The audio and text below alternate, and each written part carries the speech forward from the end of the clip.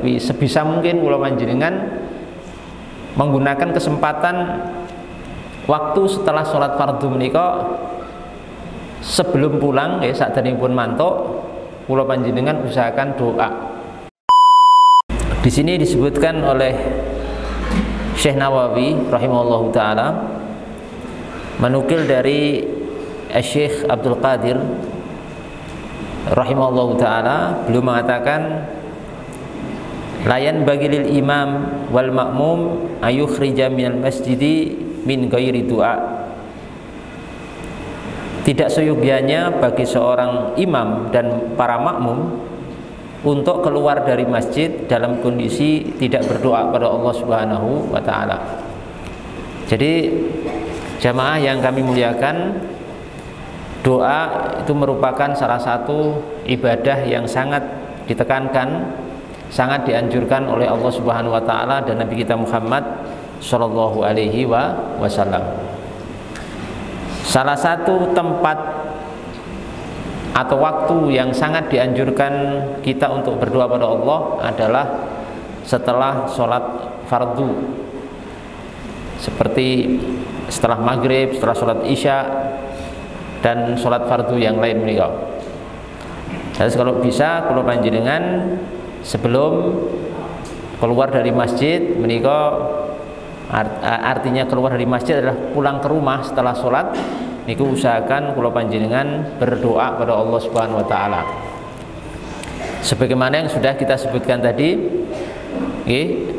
bagaimana beliau menukil penjelasan ulama yang menyatakan tidak seyogianya itu nek bisa jangan sampai kula panjenengan baik sebagai imam atau sebagai makmum keluar dari masjid pulang ke rumah min ghairi doa, tanpa berdoa pada Allah Subhanahu wa taala. Hal ini dijelaskan oleh Allah Subhanahu wa taala dalam Al-Qur'an. Allah Subhanahu wa taala berfirman fa idza faraghta fansab wa ila rabbika farghab. Fa idza faraghta, jika kamu selesai dari satu urusan, fansab, maka lakukan urusan yang lain, wa ila rabbika, dan kepada Tuhanmu, farghab, kamu berharap. Nah, ayat menika dijelaskan oleh sebagian ulama ahli tafsir, diantaranya Imam At-Tabari wonten tafsiripun menika yang dimaksud selesai dari urusan menika adalah fa idza faraghta minal ibadah, apabila engkau selesai dari ibadah sholat maksudnya nih. Jadi kula jenengan nek selesai sholat, setelah sholat selesai kan niku tanda sholat selesai menika salam. Setelah salam zikir pada Allah Subhanahu wa taala, maka setelah zikir niku dianjurkan fansab fi du'a. Fansab fi du'a artosipun apa? Baligh, artinya bersungguh-sungguhlah kamu untuk berdoa pada Allah Subhanahu wa taala setelah itu. Ini kan disebutkan dalam tafsir At-Tabari rahimahullahu taala rahmatan wasi'ah. Terus monggo Bapak Ibu sekalian menawi bukan menawi saged nggih, tapi sebisa mungkin kula panjenengan menggunakan kesempatan waktu setelah sholat fardu menika sebelum pulang ya sakderengipun mantuk kula panjenengan usahakan doa. Nanti kula jelaskan lebih lanjut, tapi intinya ampun sampai kesupen, ampun sampai lupa untuk berdoa pada Allah Subhanahu wa taala, karena di belakang setelah sholat fardu menika termasuk waktu yang sangat mustajab, yang sangat dikabulkan oleh Allah Subhanahu wa taala. Ing mriki dipun diriwayatkan dari sahabat Anas bin Malik dalam sebuah hadis dari Nabi Muhammad sallallahu alaihi wasallam, beliau bersabda, idza qamal imamu fi mihrabihi wa tawatarat as-sufufu, apabila imam sudah berdiri di mihrab. Mihrab niku tempat salat nih, Pak. Nama namanya mihrab. tempat imam niki namine mihrab. Apabila imam sudah berdiri di mihrab salat niki, sudah mau memimpin salat maksudipun, wa tawataritu sufuf, dan saf-saf makmum niku sudah berjajar, sudah banyak berjajar ngoten, sudah bersaf-saf, sudah berbaris, gitu. Napa? Nazalatir rahmah, rahmat Allah Subhanahu wa taala itu turun ke tempat tersebut. Jadi misalnya kula jenengan salat di masjid niki, imam sudah di posisinya di mihrab pun mulai salat, makmum sudah siap berbaris, baik makmum laki-laki maupun perempuan. Menika ketika itu nazalatir rahmah, rahmat Allah Subhanahu wa taala itu turun, Pak. Masya Allah. Maniki keutamaan sholat berjamaah di masjid salah satunya niki. Mungkin hal ini tidak kita dapatkan menawi kula jenengan sholat sendiri-sendiri di rumah. Karena kan hadisnya niku enten imame, enten makmume, gitu. Nah, niku mungkin jenengan sholat sendiri di rumah, walaupun sah tapi pahalanya cuma sedikit dan tidak dapat fadilah niki. Ini kalau tekankan untuk diri kami pribadi, monggo dan juga jamaah kita semangat untuk sholat berjamaah di masjid. Insyaallah nazalat rahmah. Nah, fa awwalu dzalika tusibul imam. Orang pertama yang kecipratan rahmat Allah ketika itu sinten? Imam riyin. Nah niku fadilah dadi imam niku nek enten rahmat saking Allah Subhanahu wa taala turun niku sing mendapat rahmat pertama bi sinten? Imam riyin. Nah niku fadilah nek enten cara wong anu berkate dhisik dhewe, Pak. Nek dum-duman berkat niku imame napa? Dhisik dhewe. Iki hadisnya ngaten nak. Jadi yang mendapatkan rahmat pertama kali nggih, pertama kali niku mengenai imamnya. Gitu, imame.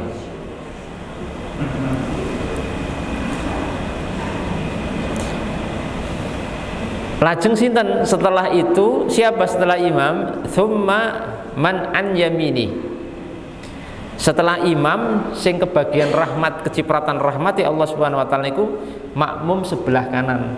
Nah, jadi enten kanane imam niku nomor kali kelompok manusia atau makmum sing dapat kecipratan rahmat Allah niku sing sebelah pundi? Kanan. Mane niku keutamaan nek mengisi shaf niku nek pun misalnya imamnya pun siap terus enten di tengah sini sudah berkumpul 4-5 orang kan tesih napa ada lowong sebelah kiri, ada lowong sebelah kanan. Niki sunai dipenuhi dulu sebelah napa? Sebelah kanan. Karena niki lebih utama. Dapat sholawat dari para malaikat. Ya. Dalam hadisnya ngaten bahwasanya para malaikat yusholluna ala mayamini sufuf. Para malaikat itu bersolawat kepada shaf bagian kanan. Nek dum-duman nggih cepet. Cepet untuk bagian nih sebelah kanan nih. Nah, niku bagian kanan, Pak. Terus ketiga kepada siapa? Tsumma man an yasarihi, baru setelah sing sebelah kanan selesai dapat rahmat ya Allah Subhanahu wa taala, niku sebelah napa kiri, saf sebelah kiri imam. Tsumma tatafarraqu ar-rahmatu 'alal jamaah, setelah imam pun dapat rahmat, sebelah kanan pun dapat makmum, sebelah kanan kiri makmum juga pun dapat, baru setelah niku semua jamaah niku kecipratan terkena mendapat rahmate Allah Subhanahu wa taala. Jadi memang sing saf nomor kalih nyang mburi niku rada keri rahmate. Ya wae cara dum-duman berkat ngono ya keri-keri dhewe. Jadi ya napa sepurane nggih. Sepurane. Jadi memang imam riyin terus saf pertama sebelah kanan, saf kedua sebelah kiri, saf pertama sebelah kiri, nembe saf belakang, saf kedua, ketiga sampai mburi. Niku terakhir dapat rahmati Allah niku terakhir. Tapi nggih lumayan kan, yang intine pun dapat nih gitu. Nah, rada keri, rada telat niku pun ya pun nasibnya misalnya salatnya ten mburi. Ndak masalah niku. Kemudian kata Nabi Muhammad SAW, "Tsumma yunadi malakun." Nah, setelah semua jamaah sholat di masjid menika mendapatkan rahmat Allah pun merata, niku ada malaikat yang memanggil. Enten malaikat yang memanggil. Apa yang diucapkan malaikat menika? Robaha fulan wa khasara fulan. Hei si fulan, si anu beruntung. Hei si fulan merugi. Si A beruntung, si B merugi. Loh, sapa niku? Farabihu man yarfa'u yadayhi bidu'a ila Allah Ta'ala idza faragha min sholatihil maktubah.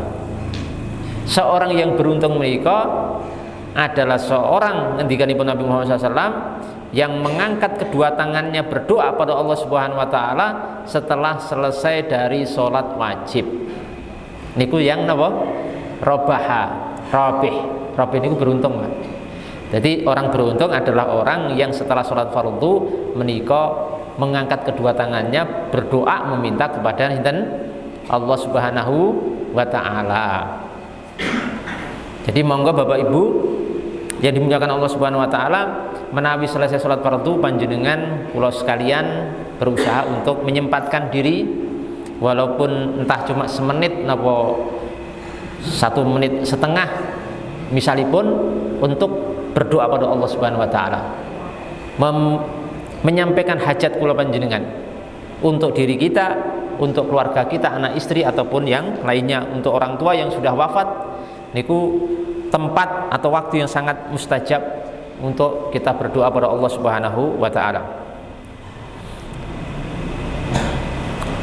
Lah, adapun seorang yang rugi tadi, yang khasir, yang rugi niku sinten? Fa idza kharaja bila doa, ya orang-orang yang keluar tanpa doa. Jadi bar salat zikir, tetapi setelah zikir tidak doa, langsung pulang, menika termasuk rugi. Termasuk napa? Rugi. Eman-eman menika. Karena niku terus kemudian malaikat niku berkata kepada orang yang setelah sholat tidak berdoa, mungkin karena lupa napa karena sengaja. Napa? Ya fulanu istaghnaita 'anillahi ta'ala. Wae si anu, ya si anu maksudnya si A, si B, sinten wong ngoten, istaghnaita 'anillahi, apakah kamu merasa tidak butuh kepada Allah? Gitu, tidak butuh kepada Allah. Malaka indallahi hajah, yang mana kamu tidak memiliki hajat kepada Allah. Iman-iman gitu. Sampai wong Allah menika zat yang sangat senang kalau hambanya meminta. Semakin Allah niku diminta oleh kula panjenengan, itu semakin senang kepada hamba. Niku berbeda dengan kita manusia. Manusia niku kula jenengan tuh kalau diminta niku susah. Apalagi sering-sering gitu. Sering-sering tambah susah, Pak. Dan mungkin tambah mboten remen. Ning nek Allah semakin panjenengan meminta semakin banyak, Allah menika semakin cinta, semakin senang kepada kula panjenengan. Dan panjenengan kan misalnya sholat fardu sehari 5 kali gitu, meminta ping 5, niku panjenengan tambahi semakin banyak meminta 10 kali sehari napa 20 kali, semakin apa Allah Subhanahu wa taala itu semakin cinta kepada si hamba itu.